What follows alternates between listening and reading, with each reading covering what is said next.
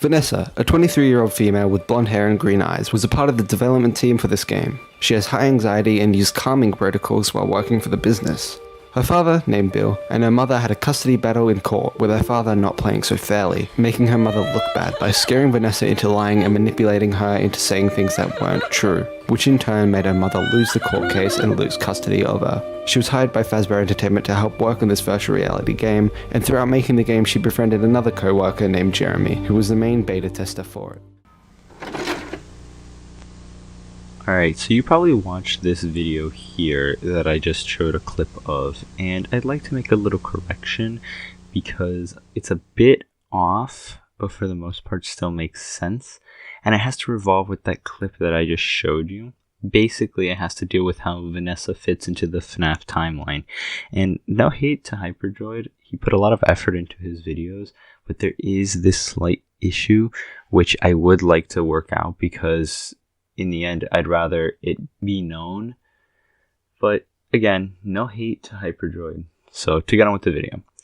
Basically, we know that Tape Girl is not Vanessa. And Tape Girl is the girl who speaks into the tapes in FNAF VR.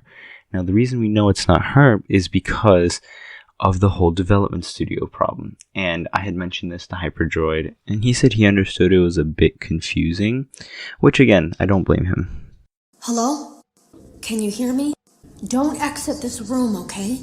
This isn't a mistake. This room isn't a mistake. I had to hide these logs away from the core gameplay files, in a place that only a beta tester would look, and in a place where the files could be protected. I just really hope that the next development team finds this before the game is released to the public. So mid-development of the game, they switch development studios, and Tape Girl's saying how this goes on and on to like be the future of the game. You know, she mentions that they're thinking of switching the studios. And what this means is that Vanessa does not know Jeremy, because Jeremy was Tape Girl's coworker in the first development studio versus the second development studio, which is the one where Vanessa worked at. Now, Vanessa was a beta tester for the second development studio, and she was corrupted by Glitchtrap, which explains why she has her Vanny personality.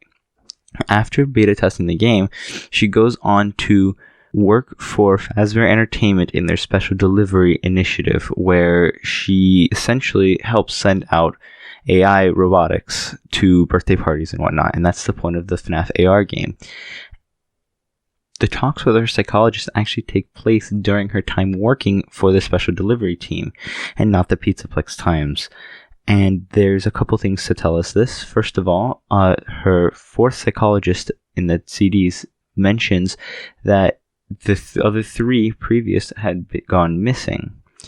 And essentially this is because Vanny killed them. And she mentions that one of them was killed by being mangled by machinery, or what appeared to be mangled by machinery, which we can assume is an animatronic that Vanny had sent to the psychologist's house to kill them, since they were getting onto, the trail of Glitchtrap manipulating Vanessa.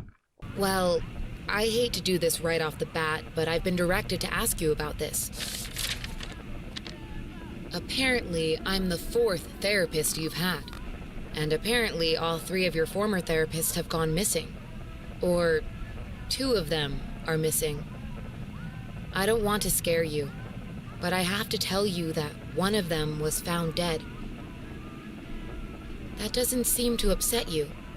Well, then I guess I'll go ahead and tell you that the woman's body was pretty messed up. It looked like it was mangled by machinery. Later, it also mentions that the Pizzaplex comes in, and basically a psychologist mentions, have you ever heard of the Pizzaplex?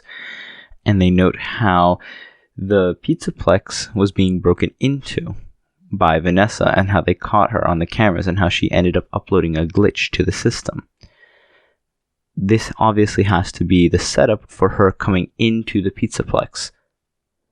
Later on, she does get transferred by recommendation from a higher up into the Pizzaplex main security staff, and that's actually revealed by the bags that you can collect throughout Security Breach, which tell you more of the lore.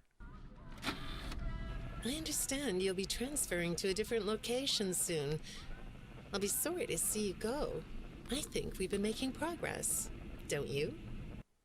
Another thing is that Security Breach doesn't necessarily entirely revolve around Gregory. Now, we know that Gregory is the main character, but this kind of scenario has happened to previous children, which we see in one of the endings where he covers himself up with a newspaper of a missing children's. And basically, these children went missing in the same position. They were captured by Vanessa and killed.